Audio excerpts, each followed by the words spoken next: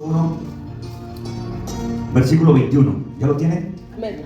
Dice la palabra de Dios ahí: porque nunca la profecía fue traída por voluntad humana, sino por los santos hombres de Dios. Hablaron siendo inspirados por el Espíritu Santo.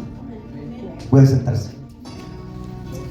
Cuando la Biblia habla, hermanos, que ninguna profecía fue traída por voluntad humana, precisamente no se está refiriendo a las profecías directamente, sino que se está refiriendo a la palabra. Porque en el mismo libro de Pedro, la Biblia dice que tenemos la profecía más clara, que es el que. ¿Cuál es la profecía más clara? La palabra de Dios. Entonces, hermanos, dice la Biblia que nunca la profecía fue traída por voluntad humana. O sea, lo que está escrito en la Biblia, en el libro de Timoteo dice, usted lo sabe, segunda de Timoteo 3:16, dice que toda la escritura es inspirada por Dios, ¿verdad? Que ya se lo sabe. Y es útil, dice, para enseñar, para corregir, para redarguir en justicia, a fin de que el hombre de Dios, dice, sea enteramente preparado, dice, para toda buena obra. Eso dice segunda de Timoteo 3:16. Y muchos hombres estudiosos en la tierra han dicho, hermanos, que todo lo que está escrito en la palabra es verdadero. Y ningún libro, hermanos, en la tierra es más real como la palabra de Dios. Amén. Y es más, hermanos, la misma palabra de Dios, hermanos, dentro de ella contiene y está escrito en ella todos los acontecimientos pasados, los presentes y los futuros, y nadie puede debatirlo. Mientras los hombres que estudian, hermanos, la ciencia se gozan cuando descubren algo nuevo, los que escudriñamos la palabra ya lo sabemos. ¿Por qué lo sabemos? Porque escrito ya está en la palabra. Amén. La Biblia habla de muchísimas cosas. ¿Qué tanta prioridad es para nosotros escudriñar la palabra? ¿Qué tan creíble es para usted lo que está escrito en la Biblia? Del 1 al 10. Responden. 10. Amén. Ahora, ¿qué tanto le interesa a usted escudriñar la palabra? Del 1 al 10. Hable con verdad. ¿Seguro? ¿Seguro que lo hace? ¿Escudriña usted la Biblia todos los días? ¿De un 10 lo hace un 10? ¿O está mintiendo? Amén. Mire, sí, seamos sinceros, si mentimos, hermanos. Porque aunque está escrito en la palabra, escudriñad las escrituras, porque a vosotros os parece que en ellas, dice la Biblia, ¿cierto? En ellas encontrarás ¿qué? La vida eterna. Y ellas, dice Jesús, son las que dan testimonio de mí. O sea, nosotros lastimosamente estamos buscando el testimonio de Jesucristo en otras personas, pero no en la Biblia. Y por eso tropezamos y por eso nos desanimamos, porque nuestra mirada no está en la palabra, sino en otros cristianos. Y cuando otro cristiano fracasa y falla, nosotros también nos desanimamos, nos desalentamos, nos desubicamos, nos contristamos. Amén. Nos entramos en un mundo de queja y de murmuración, porque nosotros, el espejo para nosotros no es la Biblia, sino otras personas, incluso otros pastores. El enfoque de la iglesia de estos tiempos no está en la palabra, está en quienes los dirigen. ¿Sabe qué hacía la iglesia primitiva? La Biblia dice que todos los días por las casas no cesaban, amén, de enseñar a Jesucristo, de escudriñar la palabra. Era una prioridad para la iglesia primitiva, hermanos, escudriñar la palabra. Cuando Dios se le aparece al profeta Ezequiel, una de las primeras recomendaciones que le da a él, le dice: cómete este rollo. ¿O no? ¿Quién ha leído el libro de Ezequiel? Y Dios le ordena al profeta, le dice: mira, yo te llamo como profeta, pero antes de ser profeta, devórate el rollo. A ver, imagínense, ¿por qué? Porque hay cosas, hermanos, que algunas veces nosotros estamos esperando que las profeticen cuando ya Dios las dejó escritas en la palabra. Yo creo al 100% en la profecía, pero también creo en lo que Jesús dijo: en los últimos tiempos se levantarán falsos profetas, falsos maestros, falsos cristos, y engañarán, si fuese posible, dijo Jesús, a los escogidos. ¿Escuchando eso? Hermanos, la gente de estos tiempos, una gran cantidad de gente está siendo engañada no por la palabra, sino por los hombres. Ahora, ¿por qué son engañados por los hombres? Porque su prioridad no es escudriñar la palabra, su prioridad es escuchar alguna palabra de aliento a través de algún profeta. Y recuerdo ahora mismo lo que Dios dijo a través del profeta Jeremías. Los profetas de estos tiempos, dijo Dios a través de Jeremías, nos profetizan paz, paz, paz viene sobre ustedes y paz no va a venir. Una de las características de la profecía genuina es que no se enjuaga la boca para decir la verdad oculta. Y si así no fuera, Dios no lo hubiera dicho. Creo que en el libro de Proverbios o de Salmos, donde Dios dice, el pueblo sin profecía se desenfrena. ¿Por qué está diciendo se desenfrena? Porque cuando en una iglesia realmente hay profecía genuina, mis amados hermanos, el profeta va a caer mal en la iglesia. Porque un verdadero profeta de Dios no solamente va a estar dando palabra de aliento, será la voz de Dios para sacar a la luz cositas ocultas que hay dentro de la congregación. Y un verdadero profeta de Dios no solamente tiene bálsamo, también tiene sal para aplicarle a la herida. Y hay momentos donde Dios él habla a través de la persona y le dice, mira, mira, mira, yo he visto el corazón de tal persona, ve y dile esto, esto y esto y esto. Amén. Pero ¿sabe cuál es lo lastimoso? Que aquellos que están siendo profetas genuinos en estos tiempos, en las iglesias los están silenciando. ¿Me está escuchando? No les están dando la oportunidad. Porque los pastores de estos tiempos nos estamos acostumbrando a profecía que incluso conforte el pecado, que acaricie el pecado. Recién casados con mi esposa viajamos a Tennessee, ¿verdad, amor? Me invitaron a predicar a una iglesia.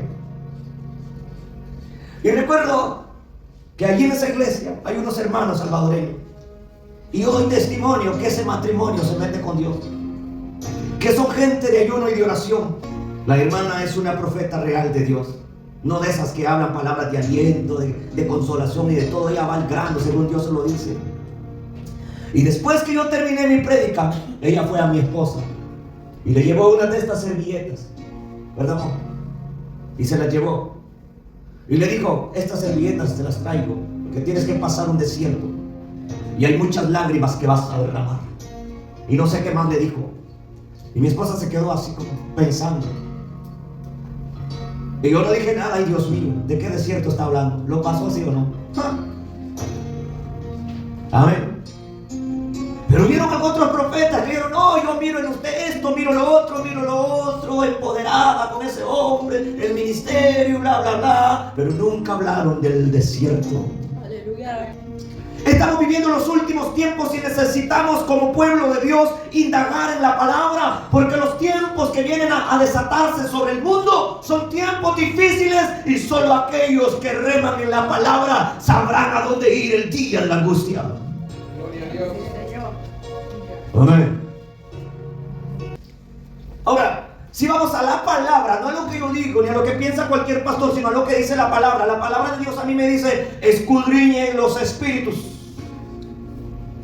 pónganlos a prueba, no crean a todo espíritu. ¿De acuerdo?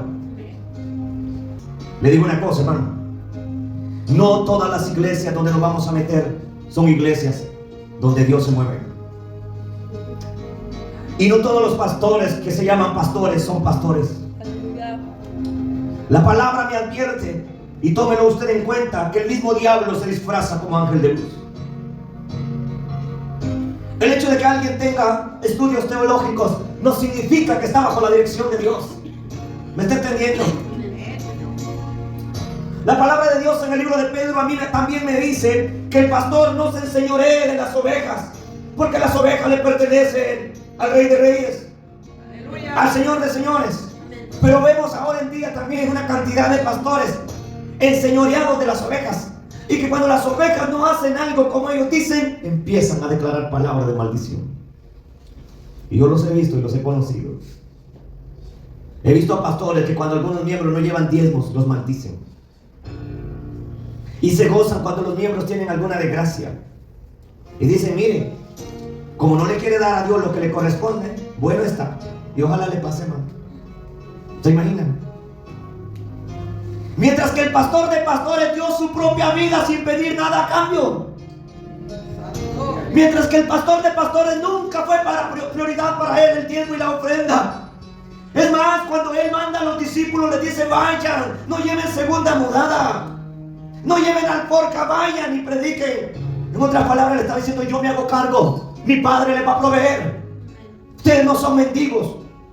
Mi Padre que los envía les va a dar. ¿De acuerdo? Y cuando Pedro tuvo que pagar sus impuestos, Jesucristo no le dijo a la congregación: miren, el hermano Pedro está pasando una necesidad, necesita pagar los impuestos, iglesia, no sean injustos, traigan el diezmo. ¿Qué le dijo a Pedro? ¿Alguien ha leído esa historia? ¿A dónde lo mandó a traer dinero? ¿Al Banco América? ¿Era? Al mar. ¿Cómo le dijo? Ve, ¿verdad? Allí está un pez.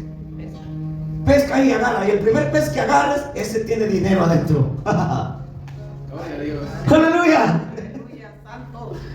¿Cómo trabaja Dios, cierto? Pero en estos tiempos la prioridad de muchos hombres de Dios es el billete,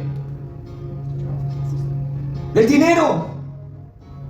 Si usted es un aportador generoso, usted puede estar hasta en pecado, pero como el dinero es el que importa, no tienen el valor de corregirlo.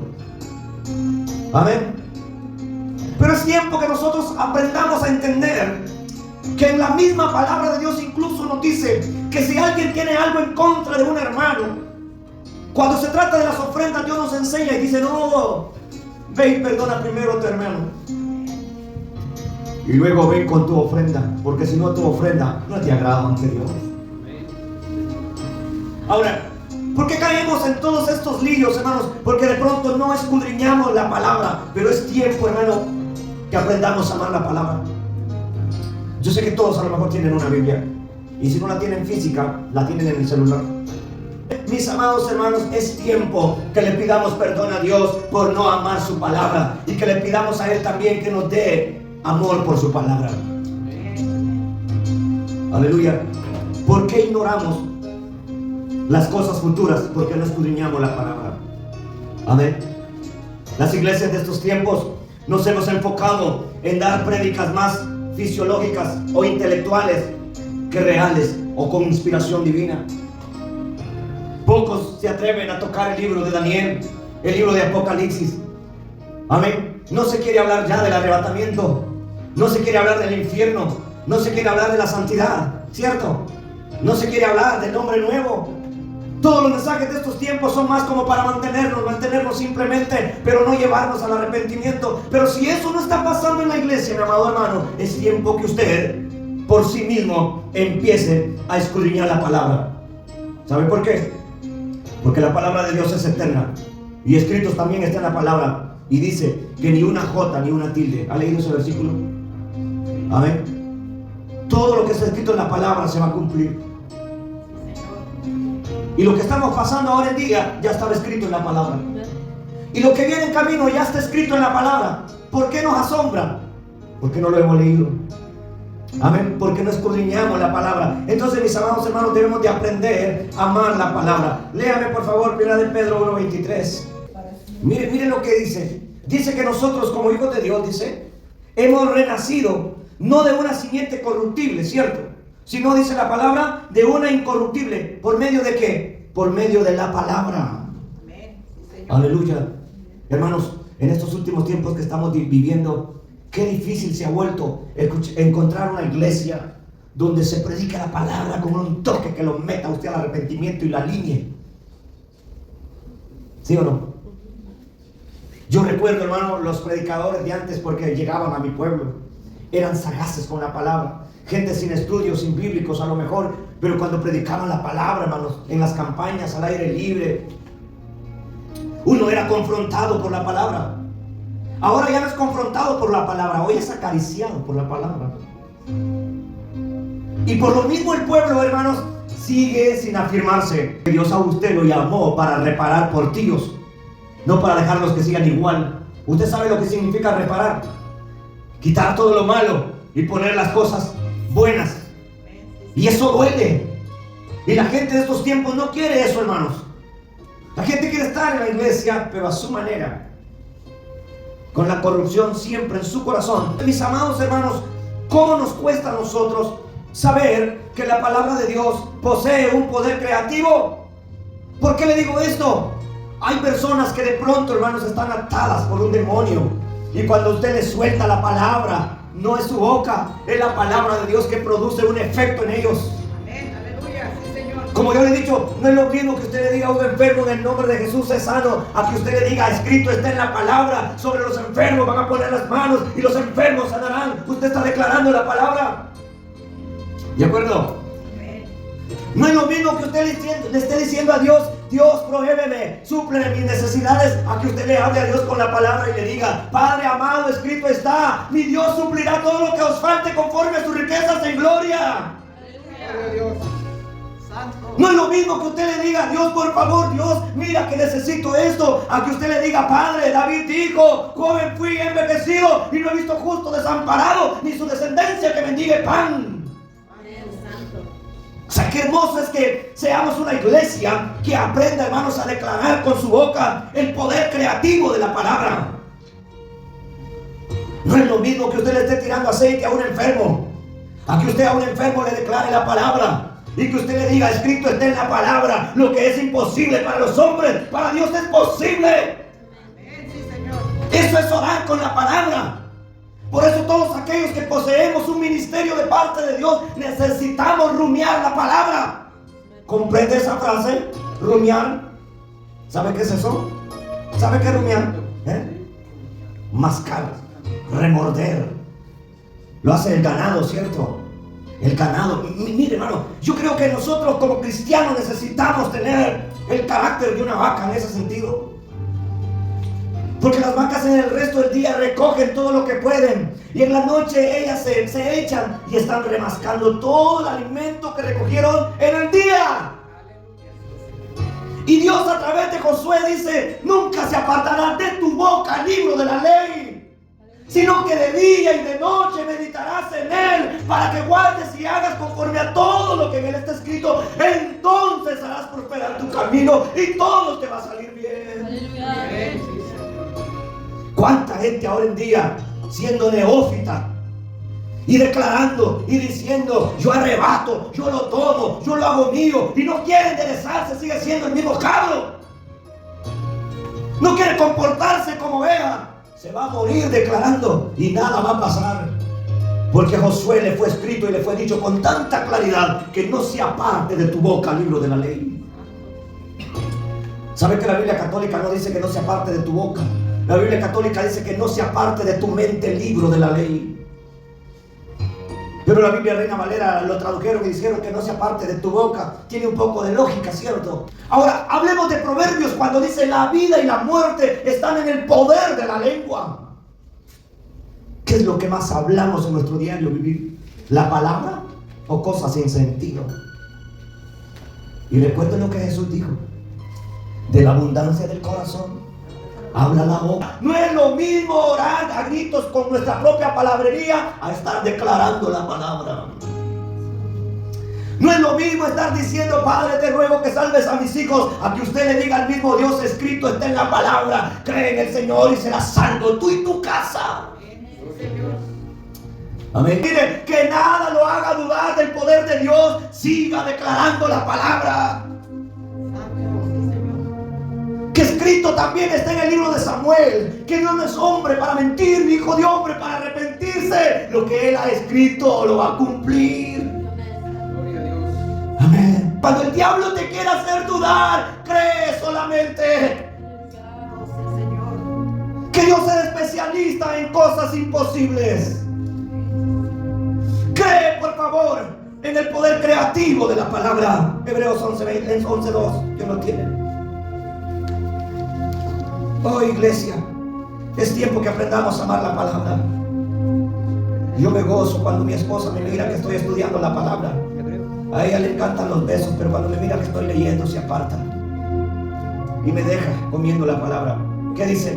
Por ella alcanzaron buen testimonio los antiguos. Oh, por ella alcanzaron buen testimonio los antiguos. Se refiere acerca de la fe en Dios, pero esa fe en Dios, recuerden que también es una fe en la palabra. Aleluya. Pero lastimosamente, vuelvo a repetir, me da pena con tanta gente que en estos tiempos está más preocupada por escuchar una profecía que por leer la palabra. Y a usted que tiene un ministerio en los caminos de Dios, por favor, no se conforme con que tiene el ministerio. Por favor, escudriñe la palabra. Si usted es profeta de Dios, escudriñe la palabra. Si usted es un adorador, escudriñe la palabra. Mis hermanos, la palabra de Dios provoca el nuevo nacimiento. Primera de Pedro 1:23. Hermano, la palabra nos confirma también la herencia que Dios tiene para los santificados, ¿cierto? Usted ha leído Apocalipsis, donde Dios dice: al que venciere, le daré ¿qué? La corona incorruptible. Al que venciere, lo sentaré conmigo en mi trono. Al que venciere, le daré un nombre nuevo. Al que venciere, le daré a comer del maná escondido. Aleluya, aleluya. Al que venciere, le daré a comer del árbol de la vida. ¿Y cómo yo sé eso? Por la palabra. Hermanos, Cristo viene pronto. Gloria a Dios. Como les decía, el lunes desperté muy angustiado, muy triste y con mucho dolor, porque de nuevo Dios me mostraba y yo miraba cómo aparecía en el cielo un nombre escrito con nubes que decía: Cristo viene. Y detrás de ese nombre yo pude ver al personaje que venía por su iglesia entre las nubes. Y yo pude ver cómo los consagrados, los dignos de estar en la mesa de Dios, empezaron a ser raptados. Y yo miraba que iban como un rayito de luz así para arriba, a gran velocidad. Y justamente cuando Jesús venía por la iglesia, yo miré, y Dios me permitió verlo, cómo Satanás se soltaba sobre la humanidad. Y pude ver los demonios corriendo a gran velocidad. Demonios en forma de perros invisibles que empezaron a olfatear a los humanos y los perseguían. Y yo miré que yo me había quedado y corrí a esconderme detrás de una gran roca. Y miraba que iba otro hombre conmigo. Y el hombre me dijo: ¿qué puedo hacer para ser salvo? Y yo con gran angustia le decía: ya es demasiado tarde. Y le dije al hombre: ¿puedes ver lo que yo estoy viendo? Y me dijo: sí, siento gran angustia. Y yo miré que el hombre agarró algo y empezó a golpearse para quererse matar, para no sufrir lo que los demonios le estaban haciendo a los humanos. Y pude escuchar con mis oídos cómo mucha gente cristiana se había quedado y lloraban a gran dolor, con angustia, como con angustia de muerte, lloraban. Se escuchaban los gritos y decir: por culpa del pastor me quedé, porque nunca me habló de santificarme. Escuchaba las quejas de la gente. Escuchaba también los llantos de los hijos decir: por culpa de mis papás me quedé, porque nunca me esforzaron por ir a la iglesia. Escuchaba mujeres decir: por culpa de mi esposo me quedé, porque él no me quiso apoyar. Escuchaba esposos decir: por culpa de ti me quedé, porque tú tampoco me apoyaste. Y era como un mundo, hermanos, de dolor y de excusas, de quejas. Y yo miraba como los demonios empezaban a controlar a todos los humanos y los iban a sacar de donde estén y los hacían que adoraran a la bestia y al anticristo. Mientras ahora en día es voluntario y la gente no quiere adorar a Dios, el día viene donde el diablo lo va a obligar.